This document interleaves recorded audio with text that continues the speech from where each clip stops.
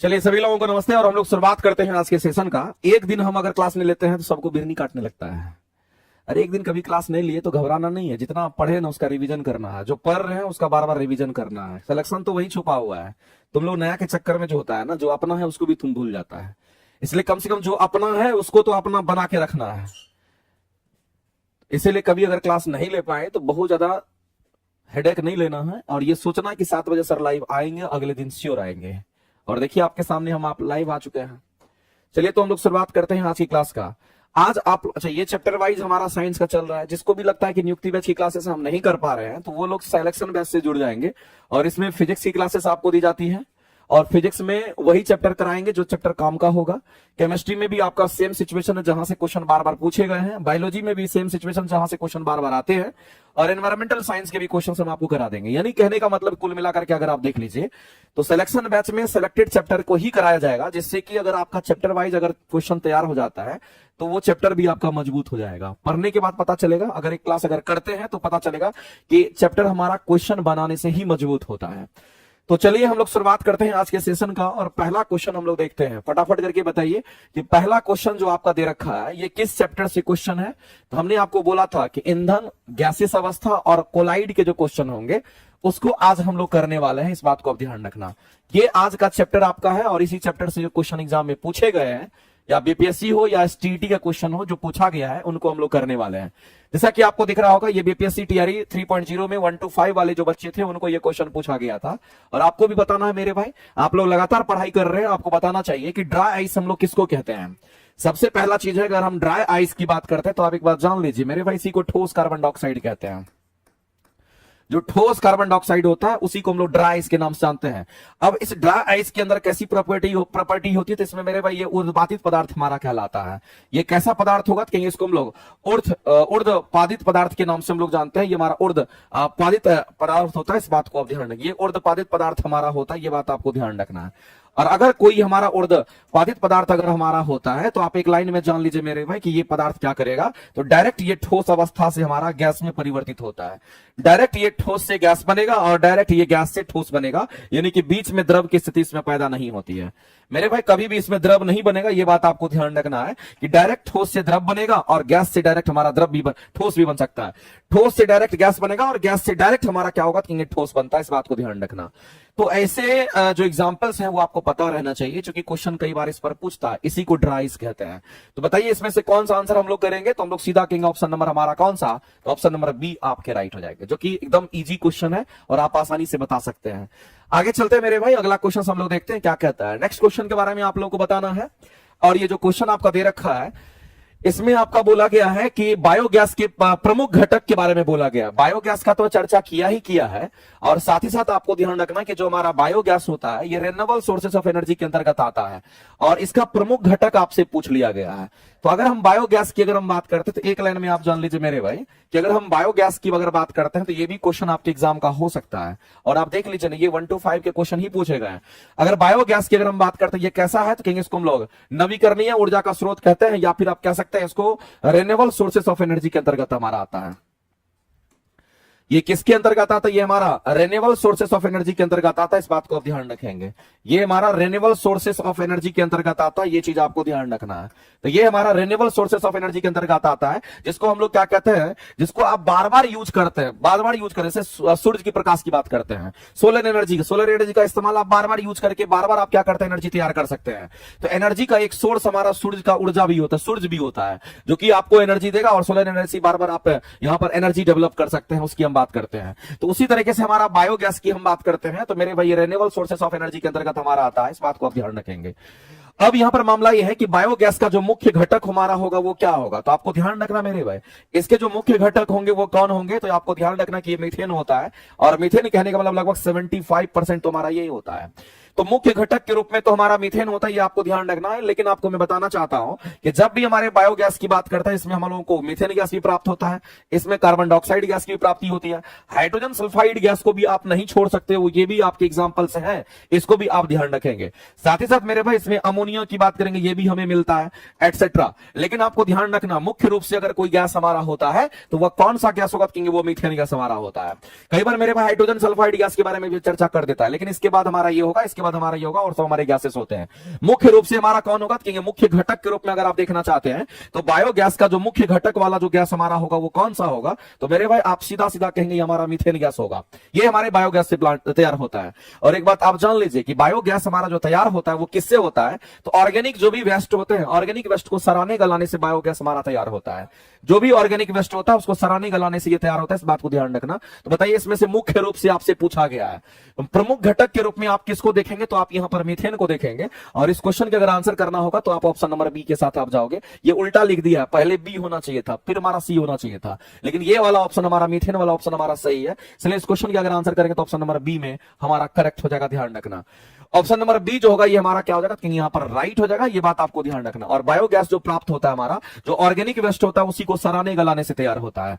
जो भी हमारे ऑर्गेनिक वेस्ट होते हैं, जो भी हमारे खाने पीने की चीज होती है, जो कि हमारा ऑर्गेनिक वेस्ट होता है, इसी ऑर्गेनिक वेस्ट को जब हम सराते गलाते हैं तो इसको सराने गलाने से ये हमें प्राप्त होता है। इसी को सराने गलाने से प्राप्त होता है, इसी को सराने गलाने से प्राप्त होता है, ये बात आपको ध्यान रखना है। और सराने गलाने के लिए क्या करते हैं, तो यहां पर बैक्टीरिया का इस्तेमाल किया जाता है।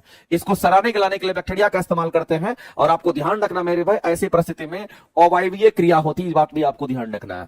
ये कैसी प्रक्रिया होगी, तो कहेंगे यहां पर अवायवीय प्रक्रिया होगी, ये बात आपको ध्यान रखना है। और अगर अवायवीय की अगर बात करते हैं तो बिना ऑक्सीजन के प्रेजेंस में हमारा होता है, यानी कि ऑक्सीजन के एब्सेंस में ये सारी कहानियां होती है, ये बात आपको ध्यान रखना है। तो हाइड्रोजन सल्फाइड गैस भी मिलेगा, लेकिन इसकी मात्रा बहुत कम होती है। क्योंकि आपसे प्रमुख घटक पूछा इसलिए आप इसी को टिक आउट सिर्फ करेंगे। कोई ना कोई एक हमारा ज्यादा मात्रा में तैयार होता है, जैसा कि आप यहां पर देख पा रहे होंगे। इसके बारे में इसका परसेंटेज भी आप देख लीजिए, मेरे पास 70 से 75% तो हमारा मीथेन गैस ही होता है। इसलिए प्रमुख घटक के रूप में हम लोग इसी को देखते हैं। आगे चलते हैं, अगला क्वेश्चन हम लोग देखेंगे। अगला क्वेश्चन कहता है कि निम्न में से कोलाइड की बात कह रहा है। तो मेरे भाई आपको ध्यान रखना है कि अगर कोई भी कोलाइड की बात करता है, इससे बनने वाले जो भी क्वेश्चंस होंगे वो आप आसानी से बना सकते हैं। अगर हम यहां पर बात करते हैं किसके बारे में, तो अगर हम यहां पर कोलाइड की अगर हम बात करते हैं तो आप ये जान लीजिए, ये जो हमारा कोलाइड है मेरे भाई, इस बात को ध्यान रखना। अगर हम किसी कोलाइड की बात करते हैं तो कोलाइड कहने का मतलब हम किसको कह सकते हैं कोलाइड, ये आपको बताना है। तो मेरे भाई सबसे पहला चीज तो हमारा कोलाइड जो होता है वो एक विसमांगी मिश्रण होता है, ये बात आप जानिए, क्योंकि आपके एग्जाम में कई बार ये पूछा गया है। ये समांगी मिश्रण नहीं है, ये हमारा विसमांगी मिश्रण होता है, ये बात आपको ध्यान रखना। और विसमांगी मिश्रण कहने का मतलब है जिसको हम लोग हेट्रोजीनियस मिक्सचर के नाम से जानते हैं। इसको इंग्लिश में हम लोग क्या कहेंगे, तो इसको हम लोग इंग्लिश में हेट्रोजीनियस मिक्सचर कहते हैं, ये बात आपको ध्यान रखना। और हेट्रोजीनियस मिक्सचर हम किसको कहते हैं, जो पूरी तरीके से घुलनशील नहीं होता है।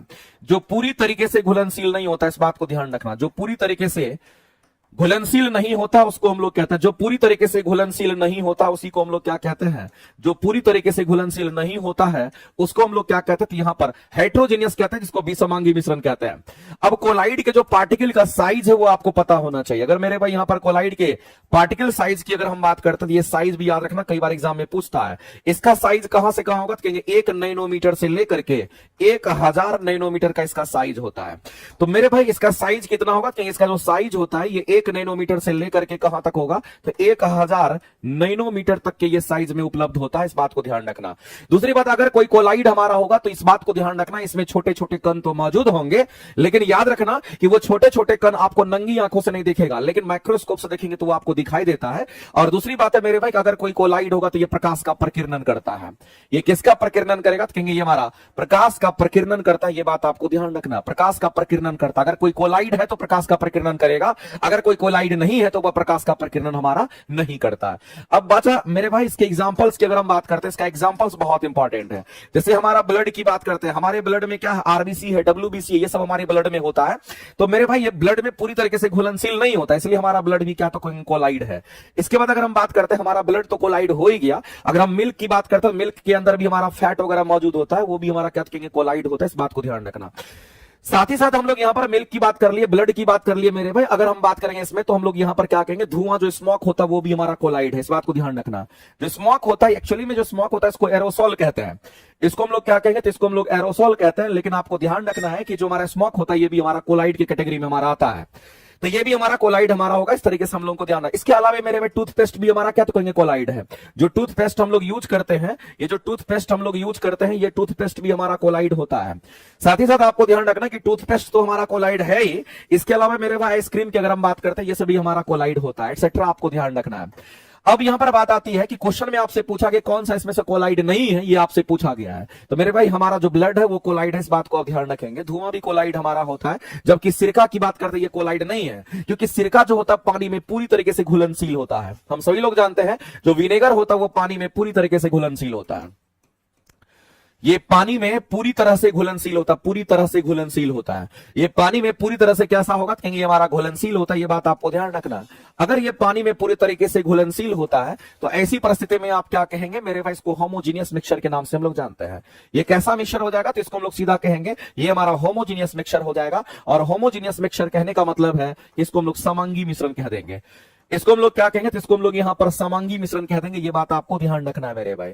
तो सिंपल सा फंडा है, एकदम उसी हिसाब से आपको काम करना है। जो पानी में पूरी तरीके से घुलनशील होगा, इसका मतलब विनेगर की बात करते हैं, ये कोलाइड नहीं है। अगर कोलाइड होता तो ये भी समांगी होता, जबकि ये हमारा समांगी है, इसका मतलब ये कोलाइड हमारा नहीं है। ये बात आपको ध्यान रखना है। और इस क्वेश्चन के अगर आंसर करेंगे तो कौन सा कोलाइड नहीं है, तो आप ऑप्शन नंबर बी के साथ जाओगे। आप देख लो मेरे भाई, ये आपके एग्जाम में पूछा गया है और बीपीएससी टीआरई 3.0 6 to 8 के ये क्वेश्चन है, और इसको आप जरूर ध्यान में रखिएगा, क्योंकि एक बार कोलाइड नहीं पूछा, कई बार कोलाइड का साइज भी पूछा गया है। नैनोमीटर में बोलेगा तो नैनोमीटर को एंगस्ट्रम में भी बदल करके पूछता है, और एक नैनोमीटर का मतलब होता है 10 के पावर माइनस 9 मीटर हम लोग कहते हैं, उसके हिसाब से एंगस्ट्रम में भी आपको आंसर करने हैं। तो एंगस्ट्रम में भी कई बार ये पूछा जाता है, एंगस्ट्रम में भी आपको आंसर करना है, नैनोमीटर में भी आपको आंसर करना है। ये हमारे कोलाइड होते हैं, इसको आप ध्यान में रखेंगे। बाद बाकी मेरे भाई हम लोग आगे चलते हैं, अगला क्वेश्चन हम लोग देखते हैं। हाँ, अगर हम बात करते हैं नेक्स्ट क्वेश्चन की तरफ अगर हम चले, तो अगला क्वेश्चन हमारा क्या कहता है उसको हम लोग यहां पर दौर से देखते हैं, और ये भी आपका एग्जाम में पूछा हुआ है। बीपीएससी टीआरई के जो तैयारी कर रहे हैं और बीपीएससी टीआरई में 9 10th का ये क्वेश्चन पूछे गए, आपको बताना है मेरे भाई इस क्वेश्चन के आंसर क्या होंगे। परमाणु प्रतिक्रिया में बोला गया, परमाणु प्रतिक्रिया की बात कर रहा है, इस बात को ध्यान रखना। जो न्यूक्लियर रिएक्शन हमारा होता है उसकी बात कर रहा है। कह रहा है कि न्यूक्लियर रिएक्शन में उत्पन्न ऊर्जा जो प्राप्त होती है वो कहां से होती है, ये मुख्य रूप से आपसे पूछा गया है। आपसे पूछा गया जो हमारा न्यूक्लियर रिएक्शन हमारा होता है, जो परमाणु प्रतिक्रिया हमारा होता है, इससे जो उत्पन्न ऊर्जा होता है हमारा, ये उत्पन्न ऊर्जा जो होती है वो हमारा किससे हमारा उत्पन्न ऊर्जा होती है, किससे हमारा ऊर्जा उत्पन्न होता है। मेरे भाई हम लोग जानते हैं आइंस्टीन का इक्वेशन होता है, जिसको हम लोग पढ़ते हैं E इक्वल टू हमारा mc² होता है। E इक्वल टू mc² होता है। अगर आपको कैलकुलेट करना है कि 1 ग्राम द्रव्यमान में कितना एनर्जी प्राप्त होगा, तो आप आसानी से निकाल सकते हैं। मेरे भाई मैं आपसे कहना चाहता हूं, आप सिंपल सा फंडा है, अगर एक क्वेश्चन आपसे पूछेगा कि 1 ग्राम द्रव्यमान से कितना ऊर्जा आपको प्राप्त हो सकता है, तो 1 ग्राम द्रव्यमान से मेरे भाई 1 ग्राम द्रव्यमान से कितनी ऊर्जा प्राप्त हो सकती है, ऐसा भी क्वेश्चन पूछता है। 1 ग्राम द्रव्यमान से कितनी ऊर्जा प्राप्त होती है, ऐसा भी क्वेश्चन आपके एग्जाम में आ सकता है। तो उस समय आप ये मत सोचना कि हमारे पास डेटा नहीं है, आपको यही फॉर्मूला यूज करना पड़ेगा, और आप इस फॉर्मूला को यूज करोगे तो कहेंगे E इक्वल टू हमारा mc² होगा। और यहाँ 1 ग्राम की बात कर रहे हैं, तो आप क्या करेंगे, 1 ग्राम को आप पहले केजी में कन्वर्ट करेंगे। ये ग्राम में हमारा इतना है, लेकिन अगर केजी में कन्वर्ट करना होगा तो हम लोग 1000 से डिवाइड करेंगे और इतना केजी हमारा हो जाएगा। इसका मतलब 1 हमारा 1000 क्या होगा, तो यहाँ पर केजी हो गया। और ये c स्पीड ऑफ लाइट होता है, जिसकी वैल्यू 3 × 10⁻⁸ कितना होगा, ऑलवेज हमारा 3 × 10⁸ मीटर पर सेकंड हमेशा होता है। इसका स्क्वायर कर दीजिएगा, ये वैल्यू कितना हो जाएगा, 3 का स्क्वायर हमारा 9 हो जाएगा, 10 के पावर 8 है तो 16 हो जाएगा, 3 वो कट जाएगा, 10 के पावर हमारा 13 बच जाएगा। इसका मतलब इतना जूल एनर्जी हमें मिलेगा। मेरे भाई आप समझ लीजिए कि 1 ग्राम द्रव्यमान के कारण कितना एनर्जी हमें न्यूक्लियर रिएक्टर में प्राप्त होता है, तो इतना एनर्जी प्राप्त होता है। जबकि हम 1 ग्राम की बात किए तो हमको कितना ऊर्जा मिल रहा है, हमको इतना ऊर्जा मिल रहा है। आप समझ लीजिए 1 केजी होगा तो क्या होगा, आप समझ लीजिए मेरे भाई कि 10 केजी होगा तो क्या होगा, आप समझ लीजिए 50 केजी होगा तो क्या होगा। जब 1 ग्राम पर इतना ऊर्जा हमें दे रहा है, इसका मतलब है मेरे भाई कि यहां पर हम कह सकते हैं जो न्यूक्लियर रिएक्टर हमारा होता है उसके अंदर क्या करते हैं, जो भी हमारे फ्यूल्स होते हैं उससे जो एनर्जी हमें प्राप्त होता है, उसके 1 ग्राम अगर हम खपत करते हैं उस फ्यूल का, हम लोगों को इतना एनर्जी मिलता है। इस बात को आप ध्यान रखेंगे। इसीलिए आपसे बोला गया है कि परमाणु प्रतिक्रिया में उत्पन्न ऊर्जा जो प्राप्त होती है मेरे भाई, ये बायोमास के हिसाब से हम लोग कहेंगे, ईंधन के द्रव्यमान से, यानी कि बायोमास ऑफ द फ्यूल की हम बात करेंगे। और न्यूक्लियर रिएक्टर में एज ए फ्यूल के रूप में हम किसको यूज करते हैं, तो एक बच्चा को पता होगा कि फ्यूल के रूप में हम लोग यूरेनियम, थोरियम वगैरह का इस्तेमाल करते हैं। ये बात आप सभी को पता होगा। मेरे भाई आपको ध्यान रखना है, अगर हम न्यूक्लियर रिएक्टर की अगर हम बात करते हैं, हम किसकी बात कर रहे हैं, न्यूक्लियर रिएक्टर की बात करते हैं। इस बात को ध्यान रखना, ये जो हमारा न्यूक्लियर रिएक्टर होता है, इस न्यूक्लियर रिएक्टर के अंदर जो हम लोग फ्यूल यूज करते हैं, जो ईंधन हम लोग यूज करते हैं, वो ईंधन हमारा किस रूप में और क्या होता है, तो आप ध्यान रखना सबसे अच्छा ईंधन हमारा यूरेनियम होता है। ये बात आपको ध्यान रखना है। इसके बाद अगर ध्यान रखेंगे तो थोड़ियम और प्लूटोनियम वगैरह होगा, लेकिन सबसे अधिक यूज होने वाला हमारा यूरेनियम होता है। और यूरेनियम को हम लोग यूज दिखाते हैं 92 इसकी परमाणु संख्या, और 235 हमारा इसका द्रव्यमान संख्या हमारा होता है। तो अगर 1 ग्राम यूरेनियम अगर हमारा यहां पर जलता है तो कितना एनर्जी देगा, तो आप समझ लीजिए इतना एनर्जी देता है। इसका मतलब है मेरे भाई ये कहीं ना कहीं बाय मास के हिसाब से एनर्जी हमें प्राप्त होता है, तो आपको ध्यान रखना। तो by mass of the fuel के हिसाब से एनर्जी प्राप्त होता है, एक तो हमारा ये हो गया। और न्यूक्लियर रिएक्टर के अंदर भारी पानी क्या करता है, ये आपको पता होगा। भारी पानी कहने का मतलब हमारा क्या होता है, जिसको हम लोग कहते हैं भारी जल कहते हैं, और जिसको ड्यूटेरियम ऑक्साइड्स हम लोग कहते हैं। भारी जल कहते हैं ड्यूटेरियम ऑक्साइड्स, और मेरे भाई ये मंदक के रूप में इस्तेमाल होता है। ये मंदक के रूप में इस्तेमाल होता है, इस बात को ध्यान, मंदक के रूप में हमारा यूज होता है, इस्तेमाल होता है, ये बात आपको ध्यान रखना। और ये मंदक के रूप में अगर इस्तेमाल होता है तो ये कोई एनर्जी हमारे प्रोड्यूस नहीं करता है, ये मंदक के रूप में इस्तेमाल होता है। और याद रखना ये क्या करता है, तो कहेंगे जो न्यूट्रॉन की गति होती है उसको क्या करता है, तो न्यूट्रॉन की गति को क्या करता है, तो ये कहेंगे कम कर देता है। न्यूट्रॉन की गति को क्या करता है, तो ये कम कर देता है। और न्यूट्रॉन की गति जैसे ही कम हो जाती है तो ऐसी परिस्थिति में मेरे भाई क्या होगा, तो कहेंगे जो रिएक्शन हमारा अनकंट्रोल्ड हो रहा था वो कंट्रोल्ड रिएक्शन हमारा हो जाएगा। तो कैसा रिएक्शन होगा, तो कहेंगे ये हमारा कंट्रोल्ड रिएक्शन हमारा हो जाएगा, ये बात आपको ध्यान रखना है, कंट्रोल रिएक्शन हमारा हो जाएगा। इसलिए हम लोग कहते हैं कि हमारा न्यूक्लियर रिएक्टर होता है, इसमें कंट्रोल्ड रिएक्शन होता है। इसमें कैसा रिएक्शन होगा, कहेंगे इसमें कंट्रोल्ड रिएक्शन होता है, इस बात को ध्यान रखना। अनकंट्रोल्ड नहीं होता है, इसमें कंट्रोल्ड रिएक्शन होता है, इस बात को ध्यान रखना। हम लोग इन्हीं सब का इस्तेमाल हम लोग करते हैं।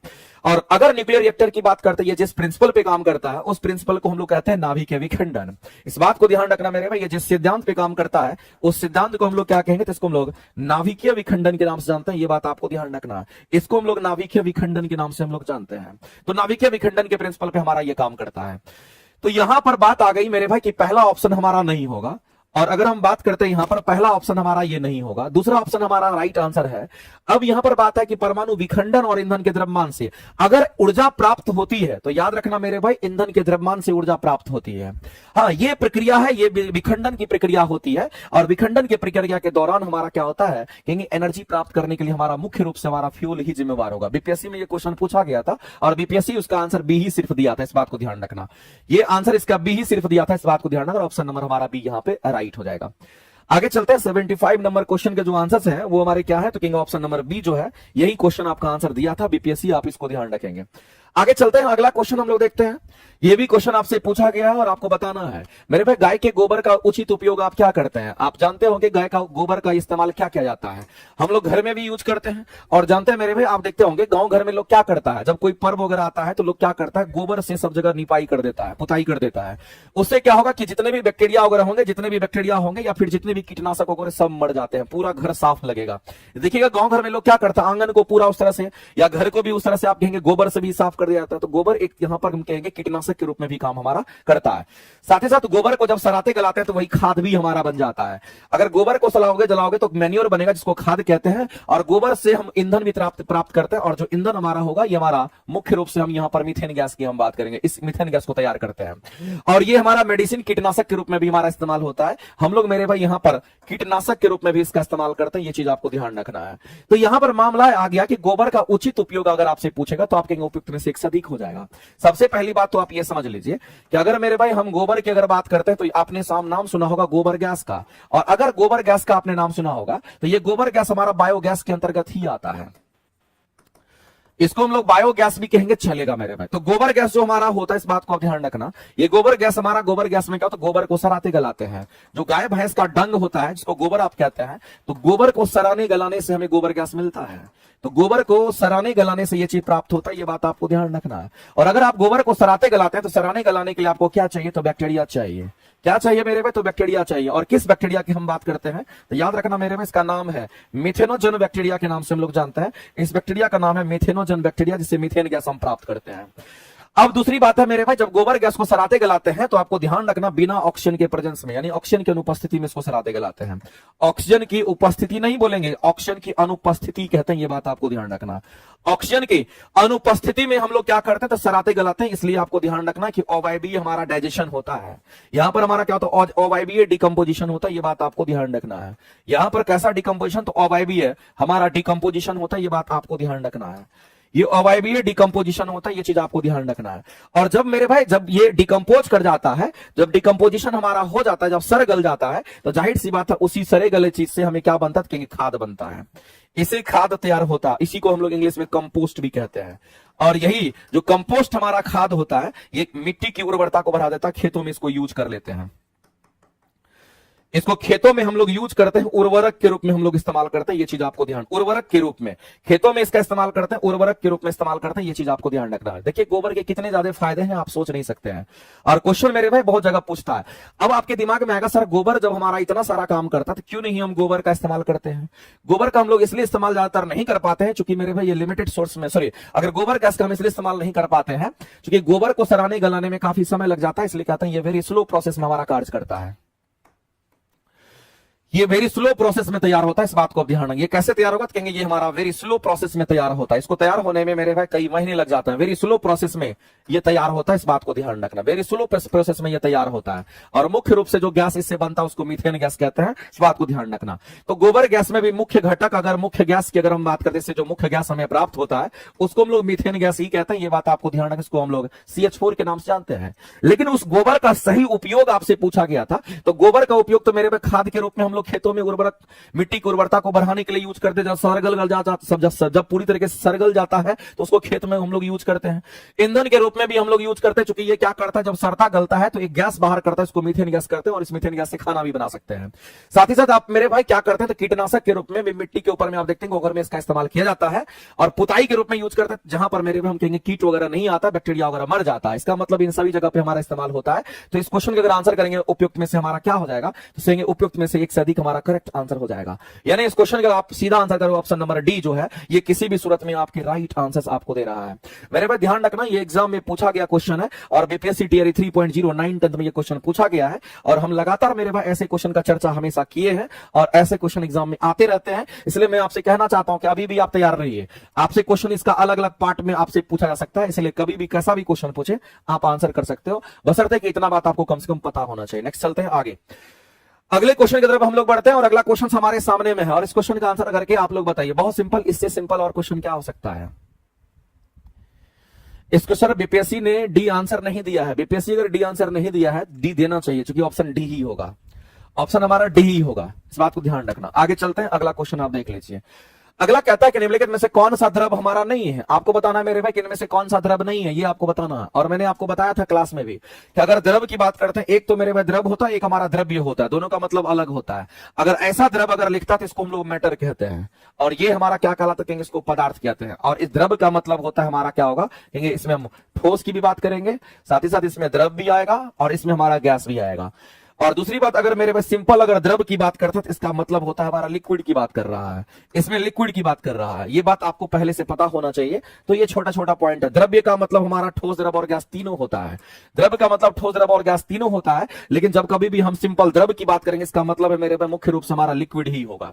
अब यहां पर बात आता है कि अगर हम फॉग की बात करते हैं तो ये फॉग हमारा क्या होता है, और अगर एक और टर्म होता है इसको स्मॉग कहते हैं, तो एक टर्म होता है मेरे भाई उसको भी जान लीजिए, इसको हम लोग स्मॉग कहते हैं। स्मॉग कैसे बनता है, और ये स्मॉग हमारे लिए एनवायरमेंट पॉल्यूशन का कारण भी बन जाता है। तो जो स्मॉग हमारा होता है ये कैसे बनता है, तो हम लोग कहते हैं स्मॉग हमारा बनता है हमारे वायुमंडल में, क्या कहेंगे, जब इंडस्ट्री वगैरह से धुआं निकलता है, और साथ ही साथ मेरे भाई ठंड के दिन में फॉग होता है जिसको आप कोहरा कहते हैं। तो जब स्मॉग और फॉग आपस में मिलता है तो किसका निर्माण करता है, कहेंगे स्मॉग का निर्माण करता है। इस बात को आप ध्यान रखेंगे, जो कि हमारे एनवायरमेंट पॉल्यूशन का ये कारण बन जाता है स्मॉग। और ये मेरे भाई हम लोग कहते हैं सेकेंडरी पॉल्यूटेंट्स हमारा होता है।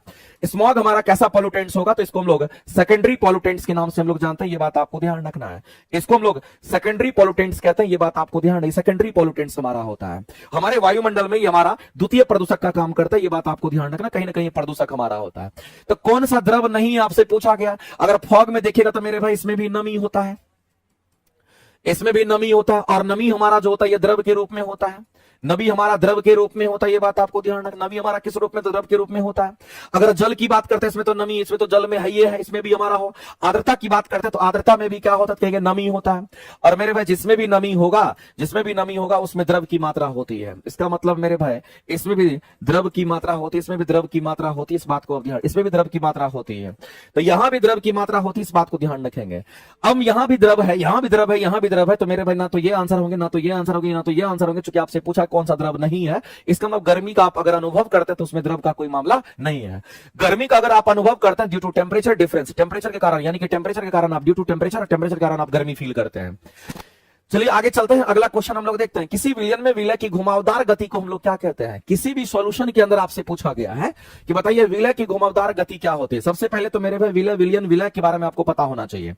जैसे एक हमारा होता है जिसको हम लोग सॉल्यूशन कहते हैं, इसको हम लोग विलियन कहते हैं। और ये जो विलियन हमारा होता है ये कैसे बनता है, तो आपको ध्यान रखना मेरे भाई कि विलियन हमारा बनता है, विलय और विलायक मिलकर के हमारा विलियन बनता है। इस बात को ध्यान रखना, विलय और विलायक मिलकर के हमारा विलियन बनता है। अगर विलियन की बात कैसे मान लेते हैं थोड़ी देर के लिए, हम आपको बताना चाहते हैं, जिसकी मात्रा कम होगी उसको विलय कहेंगे, जिसकी मात्रा ज्यादा होगी उसको विलायक कहते हैं। जैसे मान लेते हैं यहां पर हम चीनी की बात कर लेते हैं, समझिए गौर से, ये चीनी है और जो विलायक है इसको हम लोग क्या कहते हैं, ये हमारा पानी है। बताओ चीनी और पानी को जब मिलाओगे तो क्या बनेगा, तो कहेंगे शरबत बन जाएगा। ये क्या बन जाएगा, तो शरबत बन जाएगा। इसका मतलब मेरे भाई से बेस्ट एग्जांपल और क्या हो सकता है। तो आप यहां पर पूरी तरीके से आप देख सकते हैं कि किसको विलय कहेंगे, किसको विलायक कहेंगे और किसको हम विलियन कहते हैं, किसको हम सॉल्यूशन कहते हैं। अब मामला यह है कि जिसकी मात्रा कम होगी वो विलय होगी, जिसकी मात्रा ज्यादा होगी उसको विलायक कहते हैं। जब आपस में दोनों मिल जाता है तो उसी को हम लोग विलियन कहते हैं, उसी को हम लोग सॉल्यूशन कहते हैं। तो आपसे ही बोला गया मेरे भाई कि किसी विलियन में विलय की घुमावदार गति, जैसे कहने का मतलब है कि हमारा पानी है, पानी में जो चीनी हमारा इस तरह से रैंडम मोशन करता है उसको कौन सी गति कहती है, उसी को हम लोग ब्रोनियन मोशन के नाम से हम लोग जानते हैं। ब्रोनियन मोशन कहने का मतलब यादृच्छिक गति, जो कि हमारा इधर उधर गति करता है। ये कैसी गति होती है मेरे भाई, रैंडम मोशन इसको हम लोग कहते हैं। इस बात को ध्यान रखेंगे, ऐसी मोशन को हम लोग रैंडम मोशन कहते हैं, जो कि मेरे भाई हम कहेंगे यहां पर सिंपल यादृच्छिक गति हमारा कहलाता है। ब्रोनियन मोशन के नाम से हम लोग जानते हैं। और ये ब्रोनियन गति आपको जनरली गैस में भी देखने को मिलता है। और किसी भी विलायक के अंदर जो विलय हमारा गति करते रहता है, मिलने के दौरान जब सॉल्यूशन बनता है, जब आपस में मिलता है, तो उस गति को भी हम लोग ब्रोनियन गति के नाम से जानते हैं। इस बात को ध्यान रखना। वैसे गैस के जो मॉलिक्यूल्स होते हैं वो भी गति करता है, ब्रोनियन गति करता है, रैंडम मोशन करता है। तो मेरे भाई इस बात को ध्यान रखना, जब भी आप कोई सॉल्यूशन बनाते हैं तो उसमें जो आपके सॉल्यूट पार्टिकल होंगे, जो विलय होंगे, जो उसकी गति होती है वो ब्रोनियन गति करता है। ना तो वो रेखीय गति करेगा, ना तो वो रेखीय गति करेगा, ना तो वृत्तीय गति करेगा। तो ऑप्शन ए और ऑप्शन बी दोनों खत्म हो गया। आंसर करेंगे हमारा क्या, तो ऑप्शन नंबर सी। इस बात को आप ध्यान रखना। आगे चलते हैं, अगला क्वेश्चन दे रखा है, वैसे गैस जो गैस के नियमों का पालन करते हैं। बताइए गैस के नियम का पालन करने वाले कौन कौन से हमारे यहां पर है। तो आपको ध्यान रखना मेरे भाई, इस बात को ध्यान रखना, इस पर क्वेश्चन कई बार आता है। गैसों के नियम को पालन, गैसों के नियम का अगर कोई पालन करता तो आपने नाम सुना होगा मेरे भाई, आपने नाम सुना होगा। किसका नाम सुना होगा, तो आपने नाम सुना होगा बॉयल्स लॉ का। आपने नाम सुना होगा बॉयल्स लॉ का। आपने नाम सुना होगा मेरे भाई चार्ल्स लॉ की हम बात करते हैं, नाम सुनते जाइए खाली। आपने नाम सुना होगा यहां पर चार्ल्स लॉ की अगर हम बात करते हैं। आपने नाम सुना होगा मेरे भाई यहां पर एवोगाड्रोज लॉ की अगर हम बात करते हैं। ये सब का नाम आपने सुना होगा, इसमें कहीं से कोई शक नहीं है। चाहे बॉयल्स लॉ की बात कर ले, चाहे चार्ल्स लॉ की बात कर ले, चाहे मेरे भाई एवोगाड्रोज लॉ की बात कर ले, चाहे आप यहां पर गे-लुसैक लॉ की अगर बात कर ले, तो ये सब जो आप यहां पर देख रहे हैं ना, ये सब जो आप देख रहे हैं मेरे भाई, ये सभी के सभी हमारे गैस के नियम ही है। और आपको ध्यान रखना, ये सभी के सभी हमारा किस पर, हमारा कहेंगे ये सभी के सभी हमारा किस पर काम करता है, तो इनमें से सभी के सभी हमारे गैस के नियम ही है। इस बात को ध्यान रखना। और ये सभी के सभी हमारा आदर्श गैस के लिए वैलिड होता है। ये किसके लिए वैलिड होता है, कहेंगे आदर्श गैस के लिए वैलिड होता है। ये किसके लिए, कहेंगे आदर्श गैस के लिए हमारा ये वैलिड होता है। ये बात आपको ध्यान रखना है। तो आप जितने भी आप पढ़ते हैं Boyle's law, Charles law, Avogadro's law या गे-लुसैक लॉ, ये सभी के सभी हमारे किस गैस के लिए यहां पर हमारा यूजफुल होता है या किस गैस के लिए हमारा वैलिड होता है, तो याद रखना मेरे भाई आदर्श गैस के लिए ही कंप्लीट रूप से वैलिड होता है। अब आपके सामने में आदर्श गैस के बारे में बोला गया, तो इस क्वेश्चन का अगर आंसर करेंगे, वैसे गैस जो मेरे भाई गैस के नियम का पालन करता है, वैसे गैस बताइए जो गैस के नियम का पालन करता है। तो गैस के नियम का पालन करने के लिए हम लोग कितने नियम पढ़ते हैं, तो यहां पर आपके सामने में दे रखा है। हम बॉयल्स लॉ की बात कर लेते हैं, हम अगर चार्ल्स लॉ की बात कर लेते हैं, हम एवोगाड्रोज लॉ की बात करते हैं और हम गे-लुसैक लॉ की बात कर लेते हैं। ये सभी के सभी हमारी गैसों के नियम का पालन करता है। और ये चारों नियम आपको याद भी रहना चाहिए। और ये किस गैस के नियम का पालन करता है, कहेंगे वहां जो गैस हमारा इस्तेमाल होगा उस गैस को हम लोग आदर्श गैस कहते हैं। ये बात आपको ध्यान रखना है। अब यहां पर मामला है कि आदर्श गैस एक्चुअली में हमारा होता क्या है, कई बार ये भी आपसे पूछता है। तो आपको मैं बताना चाहता हूं मेरे भाई कि जो हमारा आदर्श गैस होता है वो काल्पनिक गैस होता है। एक्चुअली में वो एग्जिस्ट नहीं करता है, उसको सिर्फ कल्पना करने के लिए हम लोग मान करके चलते हैं, वो काल्पनिक गैस होता है। तो थोड़ा बहुत मेरे भाई मैं आपको बताना चाहता हूं, क्योंकि आदर्श गैस पर कई बार क्वेश्चन पूछता है, इसलिए अगर पूछ दिया तो आप आसानी से बता सकते हो। अगर आदर्श गैस बोलेगा तो याद रखना, कोई भी गैस अगर आदर्श हो गैस अगर होता है तो उसका कंडीशन है, उसका शर्त है। अगर मान लेते हैं कि कोई भी गैस अगर आदर्श गैस होता है, उसका शर्त क्या है, तो सबसे पहला शर्त तो आपको पता होना चाहिए मेरे भाई कि यहां पर आदर्श गैस होने के लिए जो शर्त हमारा होना चाहिए वो निम्न दाब और उच्च ताप का कंडीशन होना चाहिए।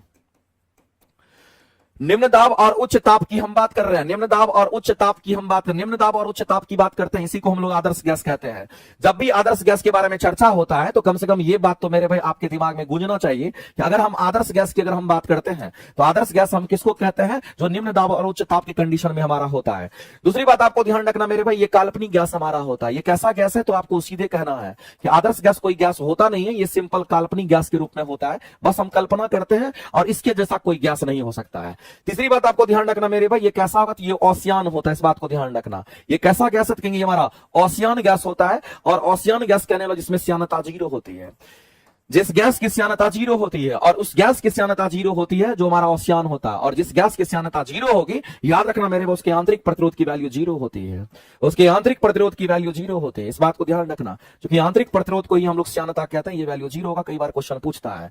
तो ये तो हो गया। चौथा चीज आपको ध्यान रखना, आदर्श गैस का एक क्वेश्चन हमारा बहुत फेमस है, पीवी इक्वल टू हम लोग कहते हैं एनआरटी के नाम से जानते हैं, ये आदर्श गैस के क्वेश्चन है। तो मेरे भाई कुल मिलाकर के अगर हम लोग देखें तो इतने पॉइंट्स आदर्श गैस के बारे में आपको पता होना चाहिए। दूसरी बात आपको यह भी पता होना चाहिए, अगर कोई हमारा आदर्श गैस होगा तो वो लगातार मोशन करता रहता है, उसमें कभी भी उसकी गति नहीं रुकती है, वो लगातार गति करता रहेगा। लेकिन आप ही बताइए मेरे भाई, कोई ऐसा गैस देखे हैं जो कि लगातार गति करता रहेगा? कोई ऐसा गैस देखे हैं जिसमें श्यानता नहीं होगा? दुनिया में कोई भी ऐसा द्रव या गैस नहीं है जिसमें श्यानता नहीं होता है। बस इसको मान के चलते हैं और इतने कंडीशंस को हमेशा याद रखते हैं, तब जाकर के क्वेश्चन अगर पूछेगा तो आप आसानी से कर सकते हो। तो मेरे भाई इस क्वेश्चन के आंसर क्या करेंगे? इस क्वेश्चन के आंसर हम लोग करेंगे यहां पर आदर्श गैस, और दुनिया में जितनी भी गैसेस आपके सामने में एग्जिस्ट करती है वो सभी के सभी रियल गैस होती है। अगर कोई रियल गैस के बारे में अगर चर्चा करता है जिसको वास्तविक गैस कहते हैं, तो मैं आपको बताना चाहता हूं रियल गैस का क्वेश्चन हमारा, रियल गैस की अगर बात करते हैं, इसका जो कंसेप्ट दिया है वो वेंडर, रियल गैस को हम लोग क्या कहते हैं? Van der Waals equation. रियल गैस का एक क्वेश्चन होता है, इसको वेंडरवाल इक्वेशन कहता है, ऐसे आप समझिए, इसको हम लोग वेंडरवाल इक्वेशन कहते हैं, ये बात आपको ध्यान रखना। और वेंडरवाल इक्वेशन याद रख लीजिएगा, P + A / V स्क्वायर, और यहां पर V - B इक्वल टू हमारा क्या होगा? तो कहेंगे एनआरटी होगा। ये कैसा इक्वेशन है? तो इसको हम लोग यहां पर वेंडरवाल इक्वेशन के नाम से हम लोग जानते हैं, ये लाइन आपको ध्यान रखना चाहिए। ये हमारा कैसा है? तो रियल गैस का इक्वेशन है, जिसको हम लोग यहां पर वेंडरवाल इक्वेशन के नाम से हम लोग जानते हैं, ये बात आपको ध्यान रखना। तो कई बार ये भी पूछता है, कई बार आपको ये इक्वेशंस भी पूछता है। तो गैसों के नियम का पालन कौन करता है? Charles law, Boyle's law, Avogadro's law और हमारा गेल-लेसक लॉ करता है। और ये सभी के सभी नियम हमारा किस गैस के लिए वैलिड होता है? तो आदर्श गैस के लिए वैलिड होता है। इसीलिए इस क्वेश्चन का अगर आंसर करेंगे तो ऑप्शन नंबर बी आपका राइट हो जाएगा। मेरे भाई अच्छे क्वेश्चंस हैं, ये नहीं होगा आंसर, ये नहीं होगा आंसर, ये भी नहीं होगा आंसर, और ये भी नहीं होगा आंसर। क्या करेंगे? ऑप्शन नंबर आपका बी करेक्ट हो जाएगा। बताइए समझ में आ रहा है क्या? मेरे भाई जितने लोग लगातार पढ़ रहे होंगे और मेरी क्लासेस को लगातार आप देख रहे होंगे, शायद मुझे लगता है कि उन बच्चों को तो ये बुझा रहा होगा। अब जो बच्चे मेरे भाई पहली बार मेरे से कनेक्ट हुए होंगे, उनको थोड़ा समय लगेगा एडजस्ट होने में, और एक आध क्लास में ही आपको पता चल जाएगा कि ये सब पॉइंट आपको आना चाहिए। नहीं आता है तो घर में फटाफट इसको नोट करिए। अगले क्वेश्चन की तरफ हम लोग बढ़ते हैं। मुनाव सिंह जी, परेशान नहीं होना है, ठीक है? अगले क्वेश्चन की तरफ हम लोग बढ़ते हैं, और अगला क्वेश्चन का जवाब आपको देना है। बताइए कहां का? ये तो सबको पता होगा, इससे आसान क्वेश्चन दुनिया में कुछ हो सकता है क्या? बॉम्बे हाई जो है वो किसके लिए फेमस है? तो बॉम्बे हाई में तो मेरे तेल शोधक कारखाना, आप समझते होंगे, पेट्रोलियम पदार्थ के लिए फेमस है। आंसर करेंगे डी। आगे चलते हैं। अगला क्वेश्चन बताइए मेरे भाई कि भारत में उष्णकटिबंधीय क्षेत्र में किस प्रकार का ऊर्जा का विकास होता है? ये भी क्वेश्चन आपसे पूछा गया, लेकिन ये स्टेट का क्वेश्चन है। लेकिन याद रखिएगा, अगर हम उष्णकटिबंधीय क्षेत्र की अगर बात करते हैं, इसी से नाम से पता चलता है। तो मेरे भारत का जो एक एरिया है जिसको हम लोग उष्णकटिबंधीय क्षेत्र कहते हैं, इस एरिया में क्या होता है? डायरेक्ट हमारा सन जो होता है डायरेक्ट कॉन्टेक्ट में होता है। जब सूर्य हमारा डायरेक्ट कॉन्टेक्ट में होता है तो यहाँ का तापमान बहुत अधिक होता है। जब यहाँ का तापमान बहुत अधिक होगा तो सूर्य से कौन सा एनर्जी डेवलप होगा? कहेंगे हमारा सोलर ऊर्जा बनता है। इसका मतलब सौर ऊर्जा की हम बात करते हैं, इसकी हम बात करेंगे। इस बात को ध्यान रखना। आगे चलते हैं। अगला मेरे भाई बताइए हरित हाइड्रोजन की प्राप्ति कैसे होती है? इसका मतलब मेरे भाई हाइड्रोजन का प्राप्ति हमारा कौन सा तरीका से होता है? एक बात बताइए मेरे भाई, हाइड्रोजन गैस अगर आपको बनाना होगा तो उसके लिए आप क्या क्या करेंगे? तो हाइड्रोजन गैस बनाने के लिए आप क्या करते हैं? तो इलेक्ट्रोलाइटिक में जो सोल्यूशन होता है, जो हमारा यहां पर हम कह सकते हैं इलेक्ट्रोलाइट्स की बात करते हैं, उसमें भी हमारा हाइड्रोजन गैस तैयार होता है। क्योंकि हमको पता है मेरे भाई जो इलेक्ट्रोलिसिस हमारा होता है, अगर हम फैराडे लॉ ऑफ इलेक्ट्रिसिटी की अगर हम बात करते हैं, इस बात को ध्यान रखना। यहां पर हम किसकी बात कर रहे हैं? तो फैराडे लॉ की बात करते हैं, और फैराडे लॉ जो दिया गया है वो इलेक्ट्रोलिसिस के लिए दिया गया, इस बात को ध्यान रखना। और इसी इलेक्ट्रोलिसिस में हमारा क्या होता है? इसी इलेक्ट्रोलिसिस में हमारा, तो इसमें हमारा एक सॉल्यूशन होता है, सॉल्यूशन को हम लोग इलेक्ट्रोलाइट्स कहते हैं। इसमें एक सॉल्यूशन हमारा यूज होता है, और उस सॉल्यूशन को हम लोग क्या कहते हैं? इसी सॉल्यूशन को हम लोग यहां पर इलेक्ट्रोलाइट्स कहते हैं। इस बात को ध्यान रखना। जो इलेक्ट्रोलाइट्स हमारे होते हैं, ये जो हमारा इलेक्ट्रोलाइट्स हमारा होता है, इसी इलेक्ट्रोलाइट्स में हम कहते हैं कि पानी होता है, यानी H2O की हम बात कर रहे हैं। इसी इलेक्ट्रोलाइट्स में और क्या होगा? कहेंगे हमारा NaCl, पानी में आप नमक मिला दीजिए, होगा क्या मेरे भाई? ये इलेक्ट्रोलाइट्स में हाइड्रोजन, हमारा जब जल टूटता है तो हम कहेंगे यहां पर हाइड्रोजन प्लस हमारा अलग हो जाएगा, और हम कहेंगे यहां से ऑक्सीजन हमारा अलग हो जाएगा। NaCl भी जब हमारा टूटेगा तो ये भी आयंस में टूटेगा, और Na+ और Cl- हो जाएगा। तो मेरे भाई ऐसे में होगा क्या कि जब हम लोग इलेक्ट्रोलिसिस का कंसेप्ट पढ़ते हैं और इलेक्ट्रोलाइट्स के बारे में हम लोग जानते हैं, तो इसमें हम लोग दो चीज यूज करते हैं। हमारा एक इलेक्ट्रोड हमारा इस्तेमाल होता है, इस बात को ध्यान रखना। इसमें दो इलेक्ट्रोड हम लोग यूज करते हैं, इसमें दो इलेक्ट्रोड हमारा इस्तेमाल होता है। और अगर दो इलेक्ट्रोड की अगर हम बात करते हैं तो उसी दो इलेक्ट्रोड में आपको ध्यान रखना, एक हमारा कैथोड होता है और दूसरा हमारा जो होता है उसमें एनोड होता है, इस बात को ध्यान रखना। अब ये कैथोड और एनोड दोनों हमारा करंट का फ्लो कर सकता है, और ये कैथोड और एनोड जो हमारा करंट का फ्लो करता है वैसे मटेरियल का बना होता है जो आसानी से करंट का फ्लो कर सकता है। लेकिन कैथोड हमारा नेगेटिवली चार्ज होता है, इस बात को ध्यान रखना, ये पॉजिटिवली नहीं होगा। कैथोड हमारा कैसा चार्ज होता है, क्योंकि कैथोड की अगर हम बात करें तो कैथोड हमारा नेगेटिवली चार्ज होता है, और अगर एनोड की बात करेंगे तो ये हमारा कैसा, ये पॉजिटिवली चार्ज होता है। अब जब ये आयंस में टूटेंगे मेरे में, जैसे ही आप करंट सप्लाई करोगे तो ये हमारे ब्रेक करेंगे, और ब्रेक करेंगे तो आयंस में टूटेंगे, तो पता चलेगा कि प्लस वाला माइनस पे जाएगा और माइनस वाला प्लस पे जाएगा। तो मूवमेंट जो होगा हमारा हाइड्रोजन का मूवमेंट होगा, मूवमेंट जो होगा हमारा यहां पर हम कहेंगे क्लोरीन का मूवमेंट होगा। अगर हाइड्रोजन और क्लोरीन की बात करें तो ये प्लस वाला माइनस पे जाएगा, और माइनस कहां है तो कहेंगे कैथोड पर है। तो मेरे भाई कैथोड पर क्या जमा होगा, कहेंगे यहां पर कैथोड पर हाइड्रोजन गैस जाके जमा हो जाएगा। यहां पर हाइड्रोजन गैस की अगर हम बात करते हैं, यहीं पर हाइड्रोजन गैस जमा हो जाएगा, यहीं पर कैथोड पर हाइड्रोजन गैस जमा हो जाएगा। जबकि एनोड की बात करें, एनोड पर हमारा क्लोरीन गैस जाके जमा हो जाएगा। तो ये हमारा एनोड है, इस बात को ध्यान रखना। यहां पर कौन जमा होगा, तो एनोड पर क्लोरीन, एनोड पर क्लोरीन गैस की हम बात करते हैं, इस पर क्लोरीन गैस जमा हो जाता है, इस पर क्लोरीन गैस हमारा जमा हो जाता है, इस बात को ध्यान रखना। कई बार मेरे भाई ऐसे भी क्वेश्चंस आपके पूछे आते हैं। तो इलेक्ट्रोलाइट्स के अंदर हम लोग 2 इलेक्ट्रोड यूज करते हैं, और कैथोड और एनोड होता है। तो ये फैराडे के हम कंसेप्ट पर बात कर रहे थे, और फैराडे के द्वारा ही दिया गया। तो बताइए मेरे भाई, जब हमारा ऐसा होगा रिएक्शन तो हाइड्रोजन गैस की प्राप्ति होगी, क्लोरीन गैस भी आप इससे प्राप्त कर सकते हैं। तो इस क्वेश्चन का अगर आंसर करेंगे तो इलेक्ट्रोलिसिस ही हमारा करेक्ट आंसर हो जाएगा। और ये इलेक्ट्रोलिसिस किसका कंसेप्ट है, तो कहेंगे फैराडे का दिया हुआ कंसेप्ट है। कई बार फैराडे कांस्टेंट की वैल्यू भी पूछी जाती है, और फैराडे कांस्टेंट की वैल्यू याद रख लीजिएगा, और ये भी क्वेश्चन कई बार पूछता है। अगर हम फैराडे कांस्टेंट की अगर वैल्यू की बात करते हैं तो आपको ध्यान रखना मेरे में, फैराडे कांस्टेंट की वैल्यू जड़ से दिखाते हैं, और इसकी वैल्यू 96,500 कूलम्ब होता है, ये बात आपको ध्यान रखना है। ये कितना होगा, तो फैराडे कांस्टेंट की वैल्यू कितनी होगी, तो कहेंगे 96,500 हमारा होता है, ये बात आपको ध्यान रखना है। अगर डीहाइड्रोजनेसिस की अगर हम बात करते हैं, इसका मतलब है मेरे भाई वैसे रिएक्शन जहां से हाइड्रोजन को हटाने की बात करेगा उसको हम लोग डीहाइड्रोजनेशन के नाम से हम लोग जानते हैं। अगर डिहाइड्रेशन की बात करते हैं, इसको निर्जलीकरण कहते हैं, इसका मतलब है उसमें से पानी की मात्रा को खत्म कर देना, उसको हम लोग डिहाइड्रेशन कहते हैं। लेकिन हमें क्या प्राप्त करना था, तो हमें हाइड्रोजन गैस प्राप्त करना था। सबसे आसान और सबसे बढ़िया विधि अगर कोई होता है हाइड्रोजन गैस प्राप्त करने का, तो याद रखना मेरे भाई वो हमारा कौन सा होगा, तो इलेक्ट्रोलिसिस की हम बात करते हैं। हम लोग पानी का इलेक्ट्रोलिसिस कर देते हैं, इस बात को ध्यान रखो, आसानी से हमें हाइड्रोजन गैस की प्राप्ति हो जाती है। तो जल का इलेक्ट्रोलिसिस करके क्या करते हैं, हाइड्रोजन गैस प्राप्त करते हैं। तो मेरे भाई यहां पर आप लिख सकते हैं सिंपल कि जल का इलेक्ट्रोलिसिस करके ही हम लोग प्राप्त करते हैं। जल का इलेक्ट्रोलिसिस की अगर हम बात करें, जल का इलेक्ट्रोलिसिस करके हम लोग क्या करते हैं, जल का इलेक्ट्रोलिसिस करके हाइड्रोजन गैस प्राप्त करते हैं, हाइड्रोजन गैस प्राप्त करते हैं, ये बात आपको ध्यान रखना। जल का इलेक्ट्रोलिसिस करके हम लोग हाइड्रोजन गैस प्राप्त करते हैं, ये बात आपको ध्यान रखना। सिंपल है कि नहीं है, बताइए तुम, इसमें किसी को कोई दिक्कत है क्या? ये सारे पॉइंट्स आपको ध्यान रखने हैं। और जितने लोग लाइव देख रहे हैं सभी लोग मेरे भाई सेशन को जरूर एक बार लाइक कीजिएगा, ठीक है? जितने लोग देख रहे हैं सभी लोग सेशन को लाइक कीजिए। अगर आपको अच्छा नहीं लग रहा है तो हम कल ही बंद कर देंगे, आज ही बंद कर देंगे। अगर तुम लोगों को अच्छा नहीं लग रहा है ये सेशन कि सर बंद कर दिए, तो हम आज ही बंद कर देंगे। लेकिन अगर तुम लोग को लग रहा है कि इस सेशन से हमें फायदा हो रहा है तो ये सेशन चलेगा। लेकिन अगर कुछ बच्चे ऐसे हैं, एक दिन आएंगे 5 दिन गायब रहेगा, हमारे मास्टर एक दिन नहीं लिया क्लास, तो आपको रेगुलर रहना है। आपको भूख है कि हमको भूख है? आपको भूख है ना, आपको एग्जाम निकालना है ना, आपको फ्री में हम यूट्यूब पर पढ़ाते हैं, आपको भूख है ना, आपको इस चीज के लिए सोचना पड़ेगा ना, डेली नोट्स बनाना पड़ेगा ना। कुछ बच्चे लाइव आएंगे, कुछ बच्चे लाइव नहीं आएंगे, कुछ बच्चे सुतल रहेंगे, कुछ बच्चे कहीं घूम रहे होंगे, ऐसे थोड़ी होता है। एग्जाम निकलता है, एग्जाम निकालने के लिए पूरा तन मन धन सब कुछ अर्पित करना पड़ेगा। आपको मजाक लग रहा है? चलो अगला क्वेश्चन बताओ।